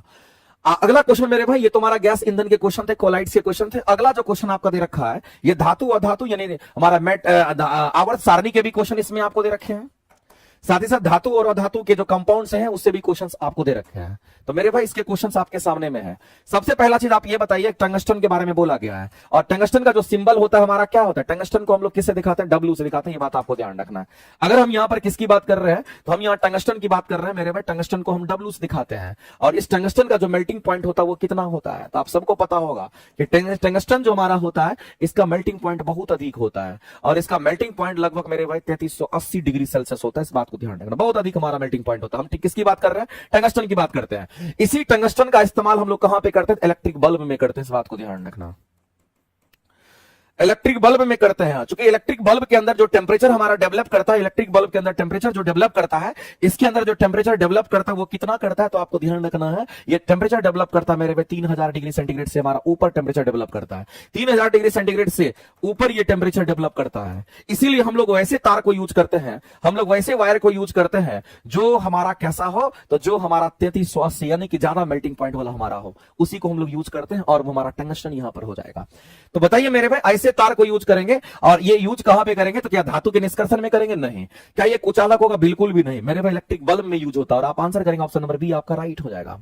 आगे चलते हैं मेरे भाई, यहां पर मैग्नीज का उपयोग कहां किया जाता है? तो मैग्नीज का उपयोग हमारा बैटरी के उत्पादन में भी करते हैं, माचिस में भी करते हैं, फोटोग्राफी उद्योग में भी करते हैं। उपयुक्त में से एक से अधिक आपका करेक्ट आंसर हो जाएगा। आगे चलते हैं, अगला बोला है कि खाद्य पदार्थ के डब्बे जो होते हैं वो टीन से लेपित होते हैं, और जिंक से क्यों नहीं होगा? क्योंकि हम लोग जानते हैं कि जिंक हमारा ज्यादा रिएक्टिव होता है कंपेयर टू टीन, इसीलिए उसको यूज नहीं करते हैं, नहीं तो खाना खराब हो जाएगा जो भी हम लोग उसमें पैक करेंगे। तो याद रखना मेरे भाई, जिंक जो होता है वो टीन की तुलना में, इस जिंक की बात करते हैं, ये टीन की तुलना में अधिक प्रतिक्रियाशील होता है, इसलिए हम उसको यूज नहीं करते हैं। आगे चलते हैं, अगला क्वेश्चन बोला कि कैल्शियम हाइड्रोक्साइड्स का जो सामान्य नाम है, ये भी कई बार पूछा गया, घुमा फिरा करके क्वेश्चन आते रहता है। बताइए इस क्वेश्चन के आंसर क्या करेंगे? अगर आपसे यहां पर कैल्शियम हाइड्रोक्साइड्स की बात कही गई है, तो आप याद रखना मेरे भाई, जैसे हमारा कैल्शियम हाइड्रोक्साइड्स की बात करते हैं, चूना लाते हैं मार्केट से और पानी में मिला देते हैं। चूना लाए और चूना को किसके साथ मिला दिए? तो पानी के साथ मिक्स कर दिए, पानी में डाल दिए, ये बन जाएगा मेरे भाई चूना पानी का घोल। और इसी चूना पानी के घोल को हम लोग स्लैग्ड लाइम भी कहते हैं।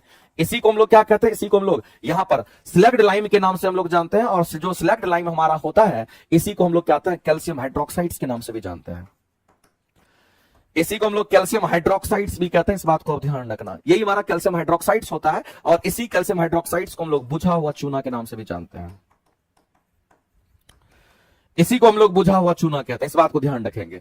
तो कुल मिलाकर के आप यहां पर देख रहे हैं कि जो बुझा हुआ चूना है वो हमारा ये होता है, और इसी बुझा हुआ चूना जिसको हम लोग कैल्शियम हाइड्रोक्साइड्स कहते हैं, जिसमें चूना पानी का घोल जो हमारा बनता है, चूना पानी को मिलाने से जो घोल बनता है, देखो जब चूना और पानी को मिलाओगे ना, तो इससे एक उष्मा भी बाहर निकलती है।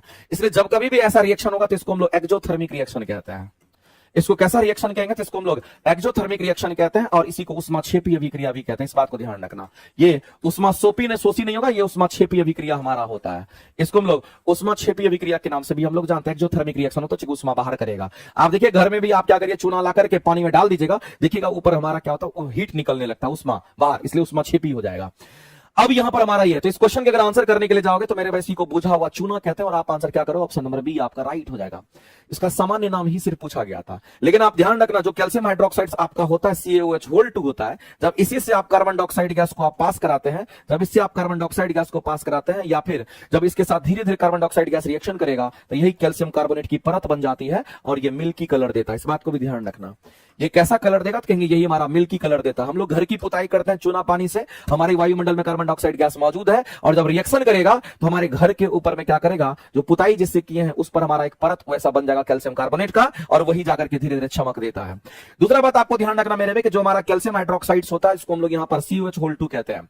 अगर इससे आप क्लोरीन गैस अगर पास करा देते हो, अगर क्लोरीन गैस अगर आप इससे बात कराओगे तो इसका क्लोरीनेशन हो जाता है, और ऐसी परिस्थिति में हमें क्या बनता है? CaOCl2 का निर्माण होता है, और यहां से मेरे भाई कुछ पानी की मात्रा हमारा एवेपोरेट कर जाती है। तो ये जो CaOCl2 हमारा होता है, इसी को हम लोग ब्लीचिंग पाउडर के नाम से भी जानते हैं।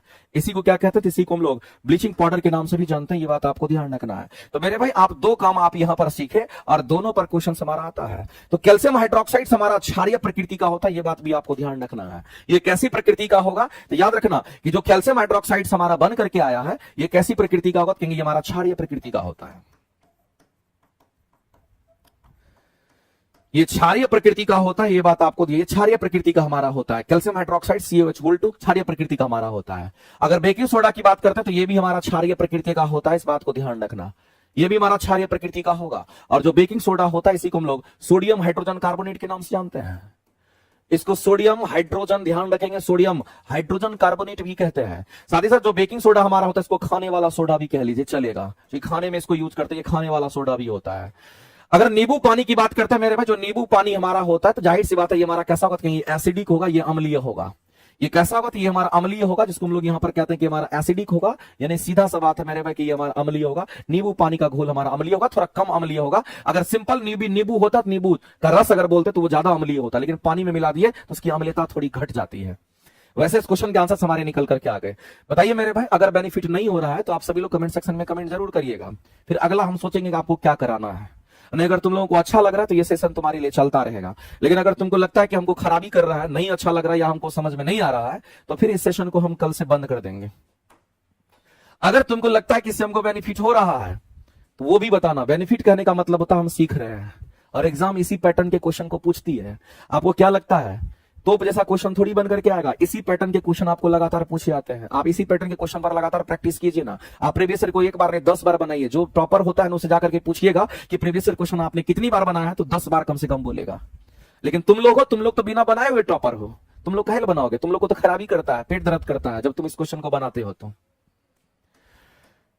अगला क्वेश्चन हम लोग यहां पर देख रहे हैं। ये क्वेश्चन तुम्हारे लिए दे रखा है और 9-10 का ये क्वेश्चन है। कहता है कि जिंक ऑक्साइड्स की हम बात करते हैं, और हम सभी लोग जानते हैं मेरे भाई कि जो जिंक ऑक्साइड्स हमारा होता है, ये जो जिंक ऑक्साइड होता है, इसका साधारण रूप से किसके उत्पादन में हम लोग यूज करते हैं? तो एक बात आप जान लीजिए, अगर जिंक ऑक्साइड्स की हम बात करते हैं तो ये हमारा उभयधर्मी होता है।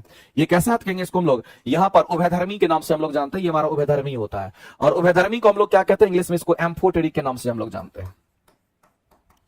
इसको एम्फोटेरिक हम कहते हैं। इस बात को ध्यान रखिए, इसको एम्फोटेरिक हम कहते हैं। ये एम्फोटेरिक होता है। अगर कोई उभयधर्मी होता है तो अम्लीय और क्षारीय गुण दोनों होता है इसमें मौजूद। इसमें अम्लीय तथा क्षारीय दोनों गुण मौजूद होता है। अम्लीय क्षारीय दोनों गुण मौजूद होता है। इसमें दोनों गुण पाया जाता है। इस बात को ध्यान, दोनों गुण पाया जाता है।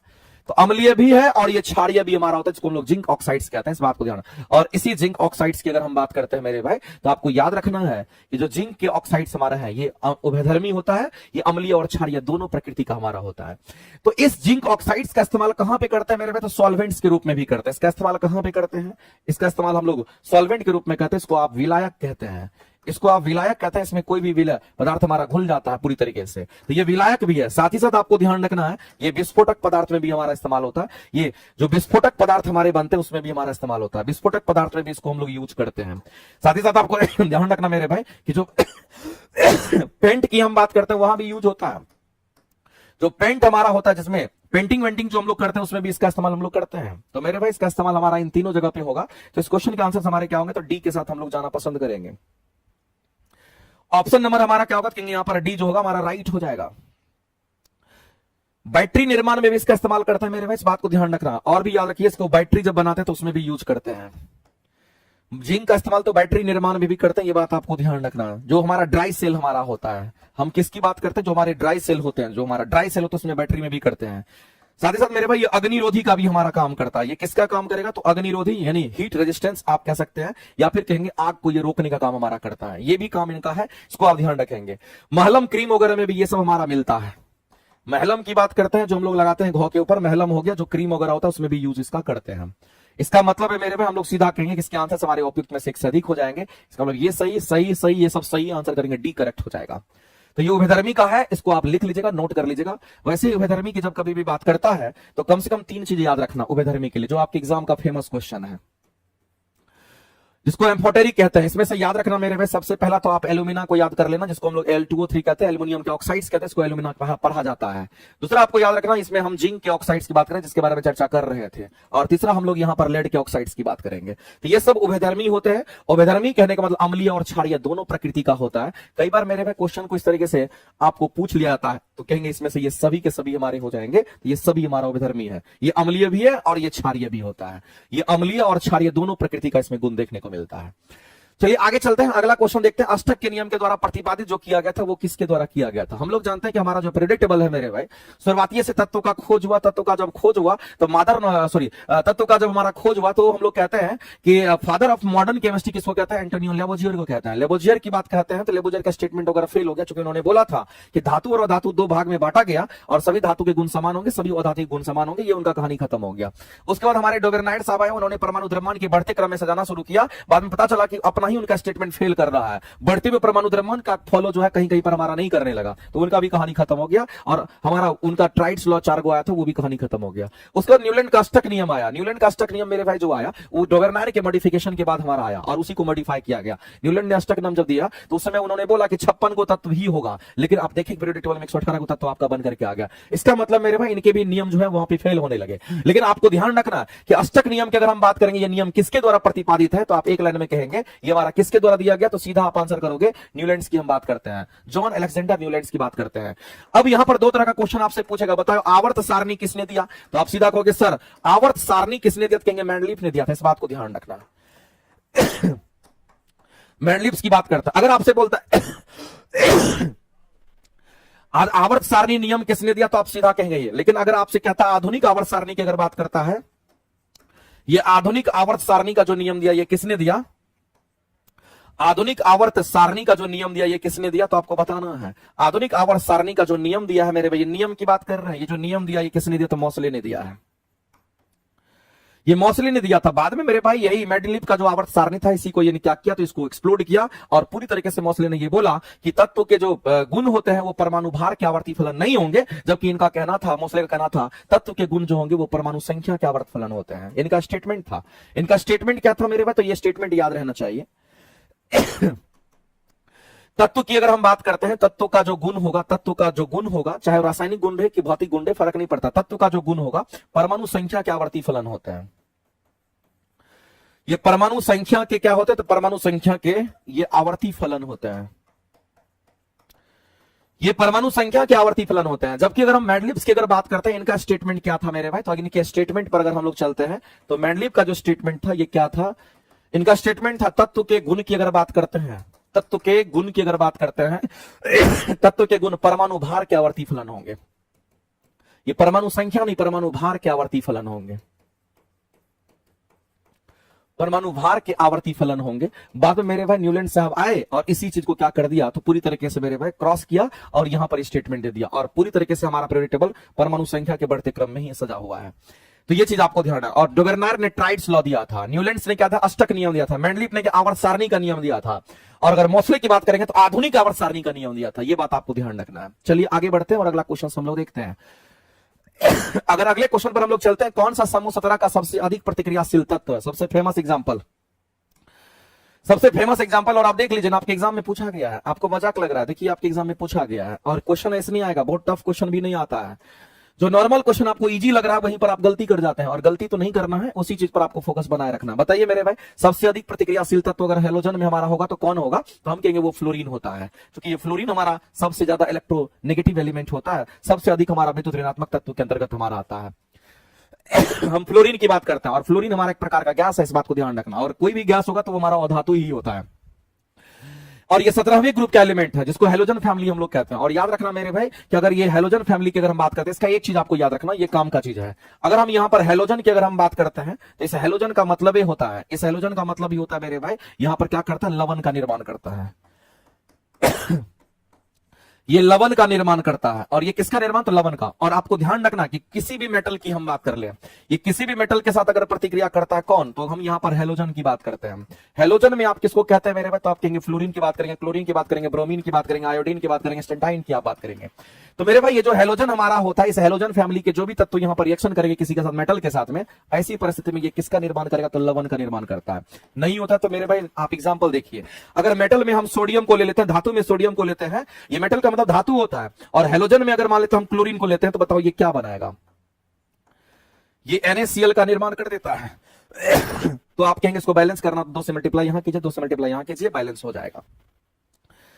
तो कुल मिलाकर के हमारा बैलेंस हो जाता है। तो मेरे भाई यहां पर अगर हम लोग देखते हैं तो हम लोग को ये बात पता चल रहा है यहां पर कि अगर हम किसी भी धातु का रिएक्शन अगर हम हैलोजन फैमिली के साथ कराते हैं तो हमें क्या प्राप्त होगा, तो कहेंगे लवण प्राप्त होता है। इसलिए ये बात मैंने लिखा है यहां पर।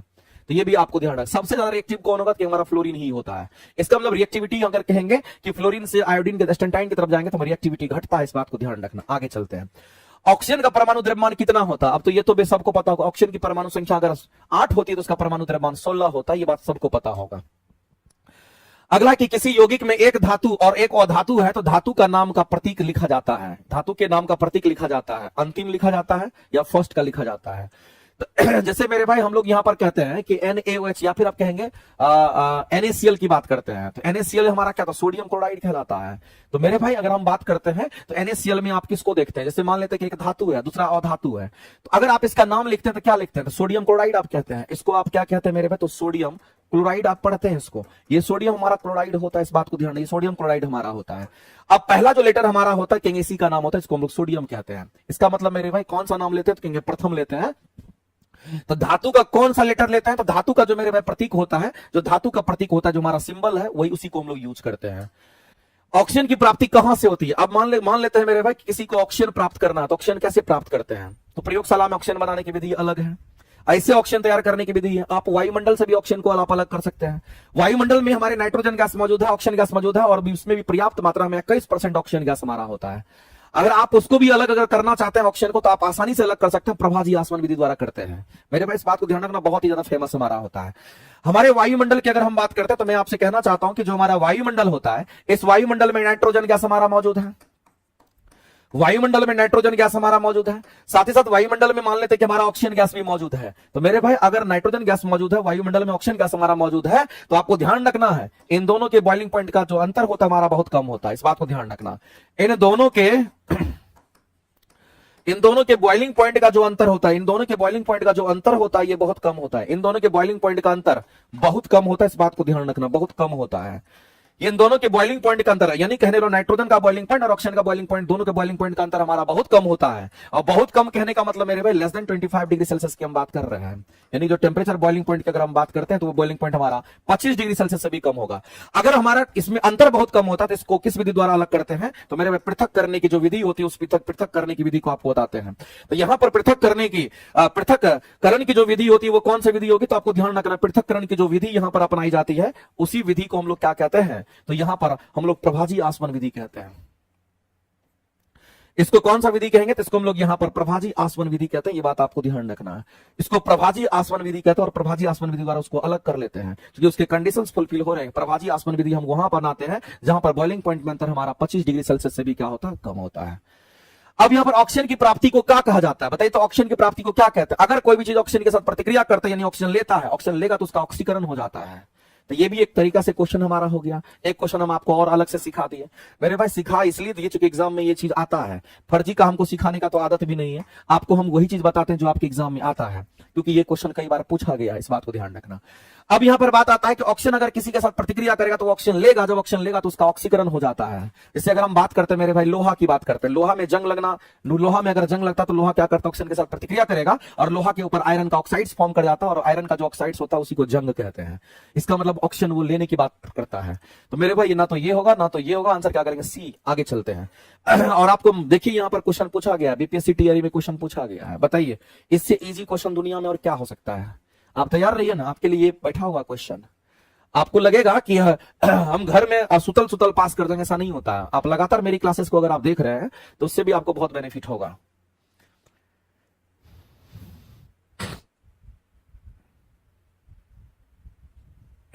चलिए आगे बढ़े, अगला क्वेश्चन हम लोग चलें, अगला क्वेश्चन हम लोग देखें। अगर ऑक्सीजन किसी के साथ प्रतिक्रिया करेगा तो क्या बनाएगा, याद रखना, उसका ऑक्सीकरण हो जाता है। आयरन के ऑक्सीजन के साथ प्रतिक्रिया करता है, आयरन का ऑक्साइड्स बन जाता है। सर अगर आप का सारा टेस्ट डिस्कशन देख ले तो मैथ का भी बीपीएससी 4.0 क्लियर हो जाएगा, बिल्कुल हो जाएगा।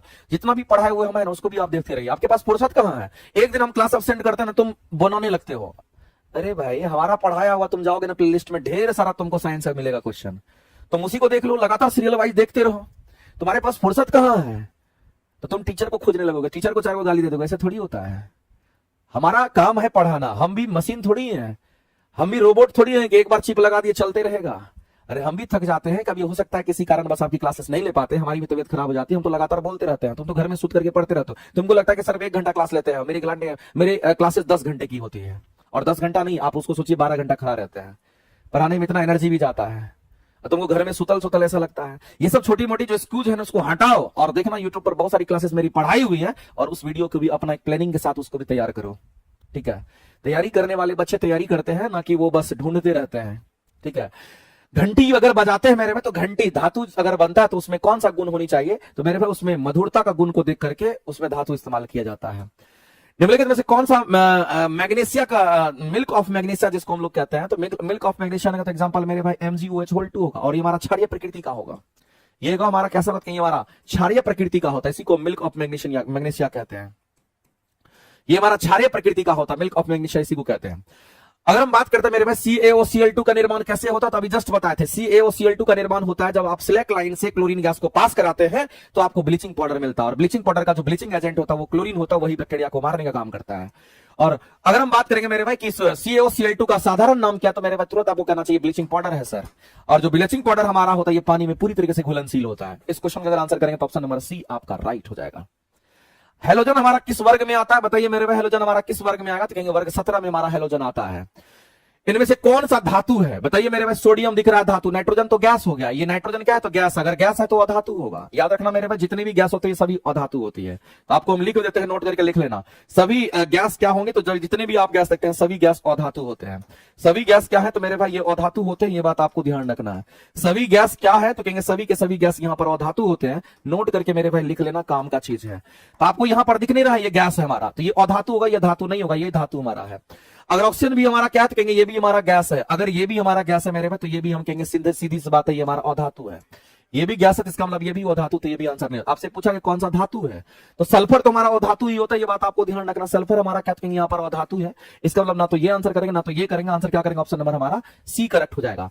और अगर कोई धातु होता है तो उसकी अपनी प्रॉपर्टीज होती है ना। अगर कोई मेरे भाई धातु है तो उसकी अपनी प्रॉपर्टीज है। धातु को आप मेटल कह देते हो, धातु को आप मेटल कहते हैं। और अगर कोई धातु है तो उसमें चमक होती है, इसमें चमक होती है, याद रखना। और कोई अधातु है तो वो डल होता है, उसमें चमक नहीं होता। धातु में डल होता है, धातु में कोई चमक नहीं होता, इस बात को ध्यान रखना। अगर धातु हम किसी को कह रहे हैं इसका मतलब उसमें चमक होता है। और अगर कोई धातु है तो ये इलेक्ट्रॉन त्याग करता है। ये इलेक्ट्रॉन क्या करता है मेरे भाई, तो ये इलेक्ट्रॉन को त्याग करता है, इस बात को ध्यान रखना। ये इलेक्ट्रॉन, इसमें इलेक्ट्रॉन त्यागने की क्षमता होती है, इसमें इलेक्ट्रॉन त्यागने की क्षमता होती है, इस बात को ध्यान रखना। इलेक्ट्रॉन को इजिली ये क्या करता है, त्याग देता है, क्षमता हो, इलेक्ट्रॉन को त्यागने की क्षमता हो। जबकि अधातु में इलेक्ट्रॉन को ग्रहण करने की क्षमता होती है। अगर कोई धातु होगा मेरे भाई तो आपको ध्यान रखना है इसकी मेलेबिलिटी बहुत अधिक होती है। इसमें कैसा गुण होगा तो कहीं इसमें मेलेबिलिटी का गुण होता है, इस बात को ध्यान रखना। आप हथौड़ा से पीटोगे तो ये हमारा पतला पतला सीट बनेगा, टूटेगा नहीं, इसमें मेलेबिलिटी का गुण पाया जाता है। दूसरी बात, अगर मेरे भाई धातु की अगर हम बात करते हैं तो धातु हमारा हार्ड भी होता है, कुछ धातु हमारे नॉर्मल, कुछ धातु हमारे मुलायम भी होते हैं। जैसे सोडियम धातु है मुलायम होता है, लेकिन मैक्सिमम धातु हमारा हार्ड ही होता है। और अगर किसी धातु की बात करते हैं, ये कैसा बात कहेंगे, हमारा डक्टाइल ही होता है। ये कैसा कहेंगे, डक्टाइल की हम बात करेंगे, तन्य होता है। डक्टाइल कहने के लिए हमारा तन्य होता है, ध्यान रखेंगे। तो मेरे भाई अगर कोई धातु है तो आपको ध्यान रखना है कि यहां पर अगर हम धातु की बात करते हैं तो धातु की सारी प्रॉपर्टीज हमको तो ऐसे ही पता होना चाहिए, ठीक है। और अगर कोई धातु है तो इसके बाहरी कक्षा में जो इलेक्ट्रॉन होते हैं या तो एक होगा, नहीं तो दो होगा, नहीं तो तीन होगा, नहीं तो चार होगा। इसका मतलब मेरे भाई अगर इसके बाहरी कक्षा के अगर इलेक्ट्रॉन को अगर देखना चाहते हैं तो धातु हम उसी को कहते हैं जिसके बाहरी कक्षा के जो इलेक्ट्रॉन होंगे या तो एक होगा, या तो दो होगा, या तो तीन होगा। इसको आप ध्यान रखेंगे, इसके आधार पर आप कहेंगे। और अधातु के बाहरी कक्षा में इलेक्ट्रॉन 5, 6, 7, 8 हमारा होता है, इस बात को आप ध्यान रखना। आगे चलते हैं। अधातु में चमक नहीं होता है। जो चीज धातु में है, अगर जो चीज अधातु में नहीं है, जो चीज धातु में है और किसी में अगर अधातु का गुण नहीं है, इसका मतलब वो अधातु कहलाता है, इस बात को ध्यान रखना। मेरे में पारा का जो अयस्क होता है वो कौन होता है, सबको पता होगा। पारा का अयस्क हमारा सिनेवार होता है, सिनेवार हमारा पारा का अयस्क होता है। अगर हम किसी को अमलगम कहते हैं तो अमलगम हमारा कैसे बनता है, याद रखना मेरे भाई। अगर हम यहाँ पर अमलगम की अगर बात करते हैं, अमलगम कैसे बनता है। अमलगम हमारा कोई भी धातु आप ले लीजिए और उस धातु के साथ किसको मिला दीजिए, तो मरकड़ी को मिला दीजिए, अमलगम होता है। तो धातु और मरकड़ी का जो मिश्रण होता है उसको क्या कहते हैं, धातु और मरकड़ी का जो मिश्रण होगा इसी को अमलगम कहा जाता है। एक लाइन में कहानी सिंपल है, लेकिन यहां पर मेरे भाई पारा का, मरकरी का आपसे अयस्क पूछा था इसलिए सिनेवार होगा। आगे चलते हैं, अगला क्वेश्चन हम लोग देखते हैं। अयस्क किसका मिश्रण होता है मेरे भाई, तो अयस्क में हम लोग कह सकते हैं कि अगर वो अयस्क होता है तो उसमें अशुद्धियां भी मौजूद होता है, इस बात को ध्यान रखना। तो धातु और धातु की बात अगर करेंगे तो धातु अधातु दोनों का हमारा क्या होता है, यहाँ पर अयस्क होता है। यानी अयस्क कहने का मतलब क्या है, तो धातु भी होगा, प्योर धातु भी होगा, और उसके अंदर क्या होगा तो हमारा कुछ धूल कण वगैरह भी मौजूद होगा, जो अनवांटेड मटेरियल है वो भी हमारे होंगे। इसका मतलब अधातु की हम बात कर रहे हैं, इसका मतलब मेरे भाई अयस्क की बात हम कर रहे हैं। अगला क्वेश्चन, आज का लास्ट क्वेश्चन आपका होगा। अगर हम ब्रास की बात करते हैं तो एक बात आप जान लीजिए, ये जो हमारा ब्रास होता है और इसी ब्रास को हम लोग क्या कहते हैं, तो ब्रास को हम लोग यहाँ पर पीतल के नाम से जानते हैं। लेकिन आपसे अगर कोई पूछता है कि जो ब्रास हमारा है ये हमारा क्या है, तो कहेंगे ये हमारा, यहाँ पर हम लोग सीधा कहेंगे ये हमारा मिश्र धातु के रूप में हमारा इस्तेमाल होता है। ये क्या है तो कहेंगे मिश्र धातु है। दूसरी बात याद रखना मेरे भाई कि सभी मिश्र धातु क्या होते हैं, तो ये सभी समांगी मिश्रण हमारा होता है। ये कैसा मिश्रण होगा, कहेंगे हमारा समांगी मिश्रण होता है, ये बात आपको ध्यान रखना। यानी मिश्रण की अगर बात करेंगे ये मिश्र धातु है, लेकिन अगर कोई भी मिश्र धातु की अगर बात करेंगे सभी के सभी क्या होंगे, तो समांगी होते हैं। तो आपको जनरली ध्यान रखना कि मिश्र धातु हमारे समांगी मिश्रण होते हैं, विसमांगी नहीं होते हैं। जैसे आप पीतल का बर्तन खरीदते हैं तो पीतल में कॉपर और जिंक मिला हुआ रहता है, लेकिन आप जब खरीदते हैं पीतल का बर्तन और जब देखते हैं तो क्या आपको जिंक अलग और कॉपर अलग दिखता है, नहीं दिखता होगा। आपको पूरा मिला हुआ पूरा का पूरा पीतल पीतल दिखता है। इसका मतलब कहीं ना कहीं पूरी तरीके से मिला हुआ है, और जो पूरी तरीके से मिला होता है उसको क्या कहते हैं, उसको समांगी मिश्रण कहते हैं। पूरी तरह से हम कहते हैं, जो पूरी तरह से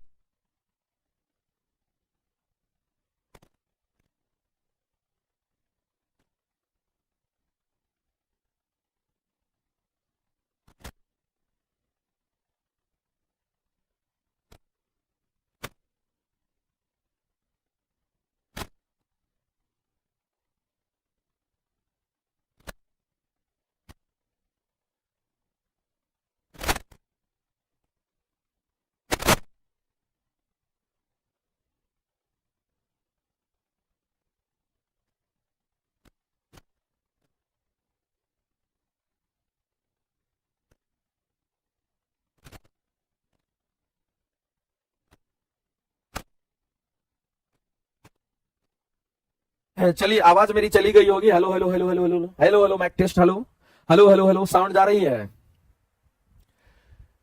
साउंड नहीं जा रहा है, लेकिन हम आप लोगों से कहना चाहेंगे कि मस्त होकर के पढ़िए। जितना यूट्यूब पर पढ़ाया हुआ है ना, घर में अगर खाली बैठे हैं तो उसी को देखिए, कहीं जाना नहीं है, भटकना नहीं है। जो पढ़ाया वो कंटेंट है, उसी को बार बार पढ़िए।